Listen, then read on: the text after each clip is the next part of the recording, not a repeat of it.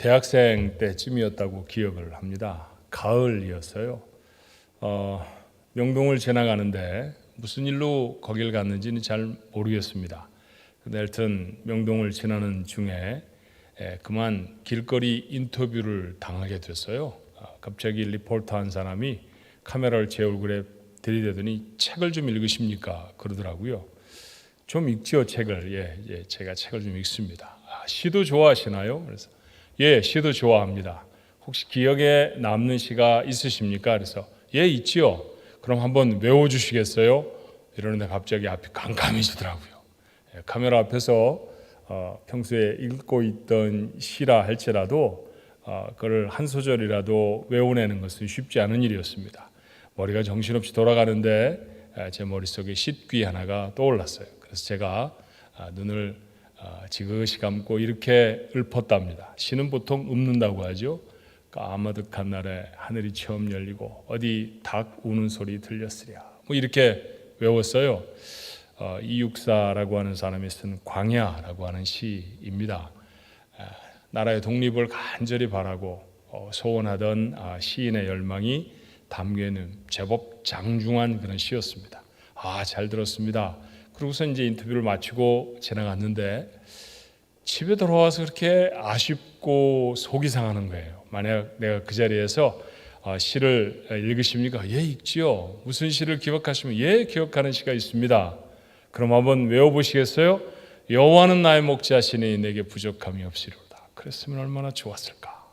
예, 여러분에게도 좀 그런 시간이 닥칠지 모릅니다. 그때를 대비해서 까마득한 날에 하지 말고 여호와는 나의 목자시니 할 수 있으려고 하면 유비무한 준비가 좀 돼야 돼요. 자, 우리 조금 전에 천 목사님이 봉독해 주셨지만 여러분 목소리로 같이 한번 읽어봐 주시겠어요? 여러분의 장소에서 모두가 다 시편 23편 1절로 6절까지 암송하시는 분은 눈을 지그시 감고 외우셔도 좋겠습니다. 함께 읽습니다. 여호와는 나의 목자시니 내게 부족함이 없으리로다. 그가 나를 푸른 풀밭에 누이시며 쉴만한 물가로 인도하시는도다.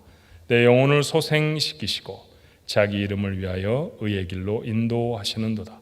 내가 사망의 음침한 골짜기로 다닐지라도 해를 두려워하지 않을 것은 주께서 나와 함께 하심이라. 주의 지팡이와 막대기가 나를 안위하시나이다. 주께서 내 원수의 목전에서 내게 상을 차려주시고 기름을 내 머리에 부으셨으니 내 잔이 넘치나이다. 내 평생의 선하심과 인자하심이 반드시 나를 따르리니 내가 여호와의 집에 영원히 살리로다. 아멘. 얼마나 아름다운 시인지 모릅니다. 첫 절부터 여러분의 마음에 출렁하고 담기지 않으세요? 여호와는 나의 목자시니 내게 부족함이 없으리로다. 나는 부족한 게 없습니다. 다 있습니다. 그런 말이죠. 어떻게 이런 고백을 할 수 있을까요? 가난하게 살았을 때, 부유하게 살았을 때 두 기간을 다 경험하신 분들이 혹시 오늘 이 말씀을 나누는 여러분 중에 계시지 않습니까? 저희가 좀 결핍되게 살았을 때는 살았을 때대로 무엇인가가 우리에게 간절히 필요했고요. 그때와는 비교할 수 없을 정도로 넉넉하고 풍족하게 사는 지금도 무엇인가 간절히 바라고 있었으면 좋겠다 생각하는 게 있답니다. 우리는 늘 결핍의 인생을 살죠. 자, 생각하는 것보다 부족한 늘 부족한 세 가지 뭐 이런 책이 있었습니다. 제가 읽으면서 매우 공감을 했어요. 생각하는 것보다 늘 부족한 세 가지 뭘까요? 예, 그 하나는 시간이더라고요. 여러분 시간이 늘 부족하죠. 하루 요즘처럼 여유가 있다고 하면서 아침에 일어나면 내가 오늘 무엇 해야 되지 이렇게 생각하고 하루를 다 보내고 난 다음에는 꼼꼼하게 다 하신 날도 물론 있으실 것입니다만 그거 못했네 라고 하는 것도 있을 겁니다. 하루 여유 있게 지나가는 것 같은데 어쩌면 그렇게 화살처럼 빠르게 지나가는지 몰라요. 시간이 늘 우리가 생각하는 것보다 부족합니다. 돈은 어떠세요? 돈이 이만큼은 있을 거야 라고 지갑을 열어보면 턱없이 부족한 돈. 요즘이야 돈 쓸 곳이 없어서 아마 어쩌면 여러분이 생각한 것보다 더 많은 돈을 지갑에 가지고 계실지도 모르겠네요. 그러나 은행 잔고는 좀 다를걸요. 이만큼 있을 거야 생각하고 어카운트를 열어보면 돈이 어디 갔지? 라고 생각하게 되는 경우도 있답니다. 능력도 그렇잖아요. 사람들이 그럽니다. 당신 뭐 참 잘하지, 똑똑한 사람이야, 능력 있는 사람이야 라고 말을 해줘도요, 어떤 일을 하려고 하면 참 잘 안 되잖아요. 요즘 운동하시는 분들 많더라고요. 그런데 이구동성으로 말씀합니다. 제가 푸시업을 한 20개쯤 할 줄 알았거든요. 그런데 척 엎드려서 하니까 5개가 넘어가는데 지구가 거꾸로 돌아가는 것 같더라고요. 그렇게 말씀하시는 분들이 계세요. 내 능력보다 늘 일이 더 큽니다. 내가 늘 부족하다라고 하는 사실을 확인하며 사는 것, 그게 아마 인생이라 인생을 결핍으로 정의한 사람들이 있었을 겁니다. 그런데 오늘 시인은 부족한 것이 없답니다. 대단한 인생 아닙니까? 내 인생에 부족한 게 없어요. 다 있습니다. 이렇게 말할 수 있으면 얼마나 좋을까요? 그러고 보니 이 시를 지은 사람 다윗입니다. 무릎이 탁 쳐지시나요? 그럼 그렇지. 다윗 정도 되면 뭐가 부족하겠어? 예, 맞습니다.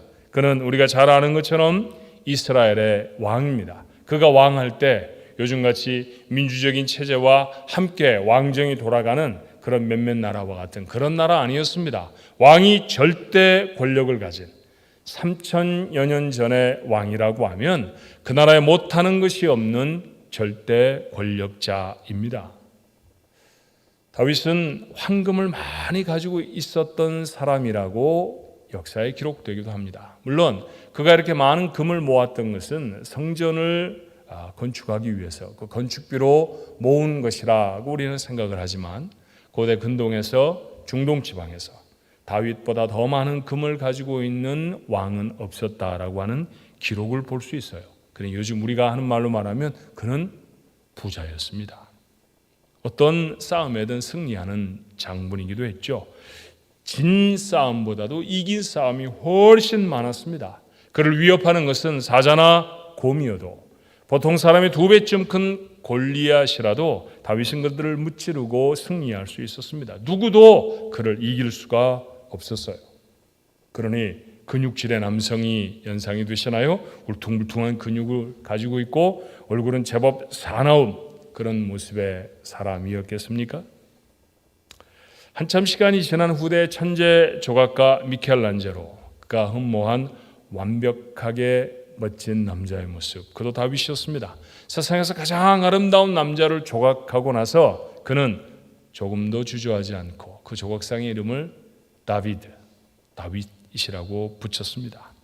이 섬세한 아름다움에 어울리는 탁월한 음악가였죠. 얼마나 수금을 잘 타는 사람이었는지 정신적으로 질환을 앓고 있는 사람 앞에서 수금을 타면 그 사람이 평안을 얻을 수 있었습니다. 요즘에서야 어떤 학문으로 인정을 받고 또 이야기가 되어지는 음악 치료라는 것 들어보신 적 있죠? 어쩌면 다윗은 음악 치료의 선구자였는지도 모르죠. 음악만 잘했나요? 보통 음악 잘하는 사람이 문학 잘하기 쉽지 않습니다. 그런데 여러분, 우리가 읽고 있는 시편 150편이죠. 그 중에 절반가량은 다윗이 지었습니다. 탁월한 문학가입니다. 도대체 다윗 못하는 게 뭘까요? 도대체 다윗의 삶에서 부족한 것이 무엇입니까? 그러니 당연히 나는 부족하지 않습니다. 나는 모든 것을 다 갖춘 인생을 살아갑니다 라고 말할 수 있었던 것 아닐까요? 그런데 여러분과 저는 다윗의 인생은 좀 알지요. 어쩌면 성경에 예수님 다음으로 많이 기록된, 소상하게 기록된 사람의 역사가 다윗의 역사 아닙니까? 그래서 다윗이 어떤 인생을 살았는지 압니다. 그는 고단한 인생의 주인이었어요. 젊은 시절에 거의 대부분을 광야에서 그는 도망자로 살았습니다. 그를 죽이려던 사람은 이웃나라의 왕이 아니었습니다. 자기의 장인이기도 했던 이스라엘의 왕 사울이었죠. 전쟁에 나가서 혁혁한 공을 세웠습니다. 아무도 대적할 수 없는 적장, 어린 나이에 나가서 그를 넘어뜨리죠. 도대체 그 적장을 무너뜨릴 방법이 없었던 왕이 누구라도 싸워 나가면 나라의 절반을 주고 내 공주를 주어서 내 사위로 삼을 것이다 약속을 했기 때문에 그 약속대로 그는 공주와 결혼을 했습니다. 그런데 얼마 가지 않아서 아내를 빼앗기죠. 아내만 빼앗겼던 것이 아니었습니다. 그가 잠시 누렸던 지위도 다 빼앗겨 버립니다. 그리고 이제는 생명까지 빼앗으려고 하는 장인, 이스라엘의 당시의 왕 사울을 피해서 10수년을 도망을 해야 했습니다. 굴에서 한데 잠을 자야 했고요. 따르는 사람들의 먹을 것을 해결하고자 지역 유지에게 떡 몇 덩이 부탁을 했다가 멸시를 당하기도 했습니다. 어떤 때에는 적의 적은 아군이라고 하는 논리였을까요? 이스라엘과 적대 관계에 있었던 블레셋에 가서 망명을 하기도 했습니다. 하지만 블레셋의 장군이었던 골리앗을 무너뜨린 사람이라는 거 블레셋 사람들이 참 많이 알고 있었잖아요. 그들을 어떻게든 안심시켜야 했습니다. 제가 전에 골리앗을 무너뜨릴 때는 제법 똑똑하고 영민한 소년이었죠. 근데 지금은 정신이 반쯤 나간 사람입니다. 라고 스스로를 표현해야 했습니다. 미친 사람처럼 연극을 하지요. 수염에 침을 흘리고 걸음을 이리저리 비틀거리며 걷는 모습. 그래서 사람들이 그를 볼 때 저 사람은 더 이상 우리의 적수가 되지 못해 라고 생각하게 해서 겨우 생명을 구걸하는 시간도 있었습니다. 수치스러운 일 아닙니까? 왕이 되기 전까지 이런 일이 있었을까요? 아닙니다. 왕이 되어진 이후에도 그의 삶에 고난은 계속됩니다. 그에게 여러 아들이 있었죠. 그 중에 세 번째 아들 압살롬은 특히 잘생겼습니다. 제가 그저 잘생겼을 것 같다라고 추정하는 게 아니라 아예 성경이 이렇게 증거를 하더라고요. 사무엘하 14장 25절의 말씀에 보니까 온 이스라엘 가운데에서 압살롬같이 아름다움으로 크게 칭찬받는 자가 없었으니 그는 발바닥부터 정수리까지 흠이 없습니다. 발바닥부터 머리끝까지요. 아름답지 않은 곳이 없었다는 거예요.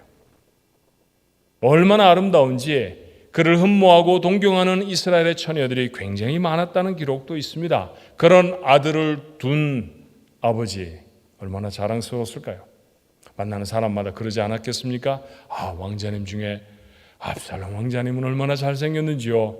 아버님을 꼭 빼닮은 것 같습니다. 흐뭇했을 거예요. 그렇죠? 손사래를 치면서 이거 아니라고 이렇게 말을 해도 얼마나 마음이 좋았을까요? 그런데 그 자랑스러운 아들이, 그 잘생긴 아들이 아버지에게 모반을 일으켰습니다. 아들을 피해서 도망가야 하는 아버지. 언젠가 시편을 나누면서 그 슬픈 아버지의 노래를 우리는 묵상해 본 적이 있죠. 그 아버지의 모습이 얼마나 궁급했는지요. 얼마나 급하게 도망을 가야 하는지 신발을 신을 여유도 없었답니다. 사무엘하 15장 30절의 기록은 이래요.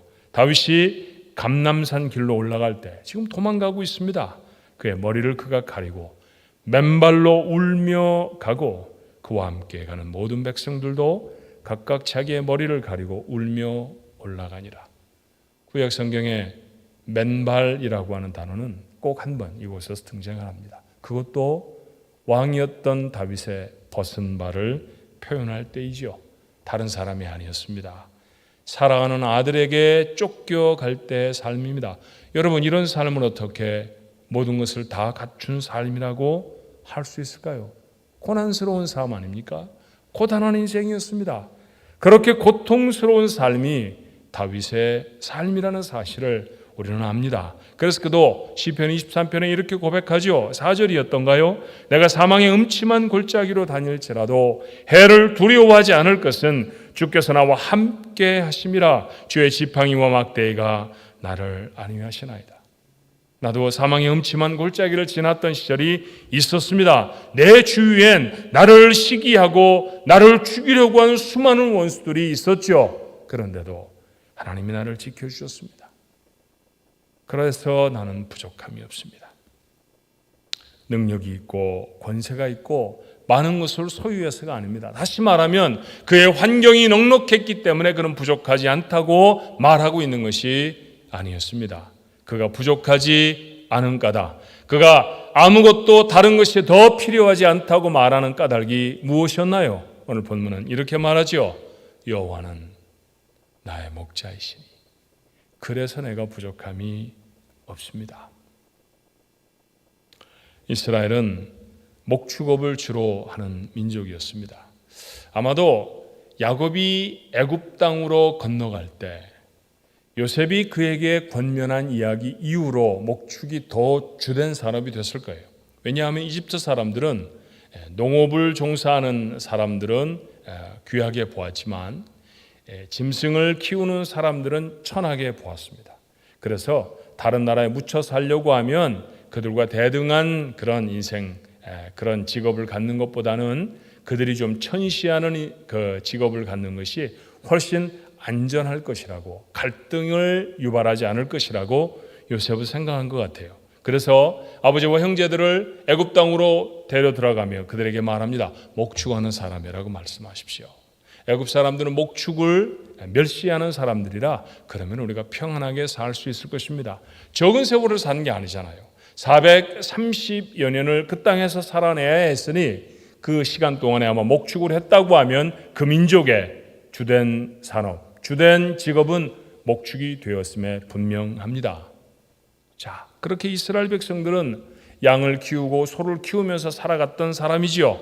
그러니 그 양 키우고 소 키우는 사람, 목동이라고 말하나요? 그 목동이 무엇을 어떻게 해야 하는지 잘 아는 사람이었습니다. 목자는 도대체 양을 어떻게 취급하는 사람일까요? 그가 기르고 있는 짐승들에게 어떤 모습이어야 선하고 좋은 목자가 될 수 있을까요? 오늘 시편 23편을 기록한 다윗, 그는 왕입니다. 그런데 왕 되기 전의 직업도 여러분 아시죠? 그도 목동이었습니다.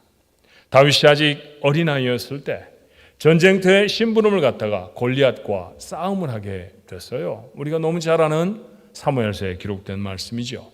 형들은 철이 없다고 나무랬고요. 사울을 비롯한 어른들은 걱정했습니다. 모두가 다 죽을 거라고 생각해요.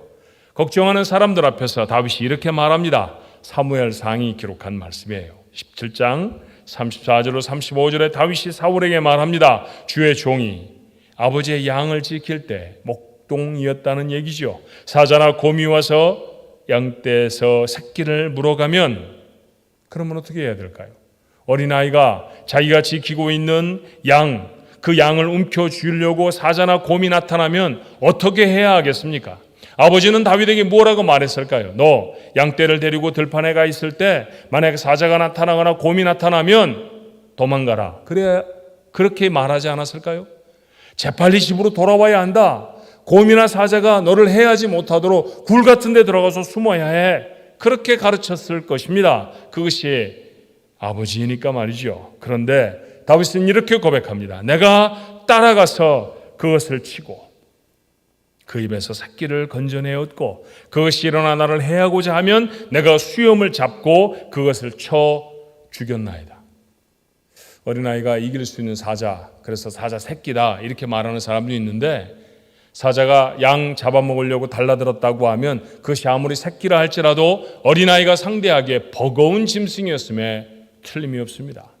여러분 종종 국립공원 같은 곳에 가서 곰이라도 한 마리 나타나면 우리는 카메라를 들이대고 찍으려고 막 달려가지요. 그러면 거의 예외 없이 공원을 관리하는 사람들이 나타나서 우리를 막습니다. 아무리 작은 곰도 사람에게 치명적이기 때문이에요. 그래서 멀찌감치 떨어진 곳에서 곰을 그저 먼 앵글로 사진을 찍은 그런 경험들이 여러분 한두 번 있지 않으십니까? 그렇게 위험한 짐승을 만났을 때 다윗은 도망하지 않고 그들과 싸웠다고 했습니다. 어린아이였어도 사자와 싸우고 곰을 물리쳤습니다. 죽을지도 모르는 위험한 상황이죠. 그런데 그는 그렇게 했습니다. 왜요? 왜 그랬을까요? 목자는 양을 지키기 위해 생명을 거는 사람이어야 하기 때문입니다. 그는 아무리 어려도 목동이었고요. 아버지가 자기에게 치라고 준 양떼를 지키기 위해서 자기 생명을 걸어야 한다는 사실을 이스라엘의 다른 목자들이 알고 있었던 것처럼 그도 알았습니다. 그렇게 목자가 양에 대해 어떤 사람이라는 것을 너무나 잘 아는 다윗이 하나님을 뭐라고 말하나요? 하나님은 천지를 창조하신 분입니다. 천지의 주제이시죠. 놀라운 능력을 가지신 분이시랍니다. 라고 고백하지 않습니다. 그는 하나님이 자기의 목자라고 선언합니다. 하고 많은 이야기들, 하고 많은 하나님을 설명하고 하나님을 표현할 수 있는 거창하고 멋진 용어들을 다 젖혀두고 왜 하필이면 짐승의 오물 냄새가 나고 그리고 사람들이 높여보지 아니하는 직업에 목동으로 목자로 그는 하나님을 고백하는 것일까요? 그는 이렇게 말하고 있는 것 같아요. 하나님이 나를 지키시려고 이스라엘의 목자들이 자기 양을 지키기 위해 생명을 거는 것처럼 자기의 생명을 거셨습니다. 하나님이 내 목자이신 한 나는 어떤 싸움에도 지지 않을 것입니다. 어떤 상황에도 내 목자이신 하나님이 나를 먹이시고 입히실 것입니다. 그래서 나는 부족하지 않습니다. 여러분과 제 고백도 다르지 않아야 할 줄로 믿습니다. 아주 추운 겨울 한 가난한 연주가가 거리에서 바이올린을 연주하고 있습니다.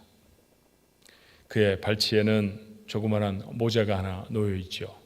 이 가난한 악사를 살려줄 생활비를 구걸하고 있는 거예요. 그런데 아무도 관심을 두지 않습니다. 거리에 서서 들을 만한 음악이 아니었습니다. 형편없는 악기에 연주 솜씨도 엉성하기 짝이 없었어요.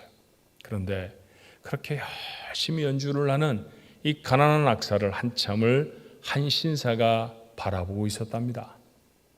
안 됐다라고 하는 마음이 들었을까요? 그에게 가서 부탁을 해요. 제가 한번 연주를 해봐도 되겠습니까? 그랬더니 그렇지 않아도 손이 곱아서 연주를 좀 그만했으면 좋겠다 싶었던 이 연주가가 냉큼 자기 악기를 건네주었습니다. 신사는 잘 줄을 튜닝을 하는 거예요. 소리를 잘 맞추더니 연주를 시작합니다. 놀라운 연주가 그 악기에서 쏟아져 나왔습니다. 자, 소리라는 것은 사람들의 귀에 파고들게 되어 있죠. 보기 싫다고 안 볼 수는 있지만 듣기 싫다고 듣지 않는 방법은 사실은 쉽지를 않아요. 그래서 그 소리를 듣게 되었습니다. 들었던 사람들의 걸음 하나하나가 그 연주자의 곁에 모이게 됐고요. 연주자의 발치에 놓인 모자에는 곧 돈이 수북이 쌓이게 되었습니다. 연주를 마치고 박수를 쳐주었습니다. 고개를 드는 그 사람들이 그때에서 비로소 알아봤죠. 당대의 누구도 그의 연주의 기법을 따라갈 수 없었던 니콜로 파가니니라고 하는 사람이었다고 해요. 이 일화를 읽으며 그런 생각을 했습니다. 악기가 내는 소리는 이 악기가 얼마나 좋은 재료로 만들어지고 얼마나 비싼 것이고 얼마나 오래된 것인가 보다도 중요한 게 뭘까요? 누가 연주를 하는가입니다. 누가 연주하는가에 따라서 그 악기의 소리가 좌우되는 것 아닙니까? 여러분 인생도 그런 것 아닌가 싶어요. 많이 배우면 그 인생이 기가 막히게 쓰임받는 걸까요? 많이 가지면 그 인생은 정말 이 땅에서 대단한 인생으로 살아갈 수 있을까요? 어떤 사람들이 부러워하는 자리, 권력을 얻고 그 다음에 그 지위를 얻게 되어지면 그러면 그 인생은 기가 막힌 소리를 내는 그런 악기와 같은 인생이 되는 걸까요? 어쩌면 아닌지 모릅니다. 베드로를 우리는 압니다. 그는 배움이 많지 않은 어부였죠. 참 다혈질적인 사람이었어요. 늘 벌컥하고요. 항상 극단의 이야기들을 하는데 서슴지 않는 사람이었고 그리고 행동으로 옮기는데도 주저치 않았던 사람이었죠. 그런 과격함이 그에게 배어 있었습니다. 하지만 주님이 그의 인생의 목자가 되셔서 그를 붙드셨을 때 단 한 번의 설교로 그와 배움에 있어서 도무지 비교도 되지 않을 정도로 고상하고 많은 것들을 알고 있었던 유대인 3,000명의 마음에 지진을 일으켜 하나님을 영접하게 합니다. 막달라 마리아도 기억하시나요? 그런 율랑 여성이었습니다. 천박한 웃음으로 몸을 팔던 여인이었죠. 그를 거쳐왔던 수많은 남자들, 그 영혼을 갉아먹었기에 그는 결국 마지막에 귀신에 들려 처참한 인생을 살아갔었습니다. 그런데 그 여인에게 예수님이 목자가 되셨습니다.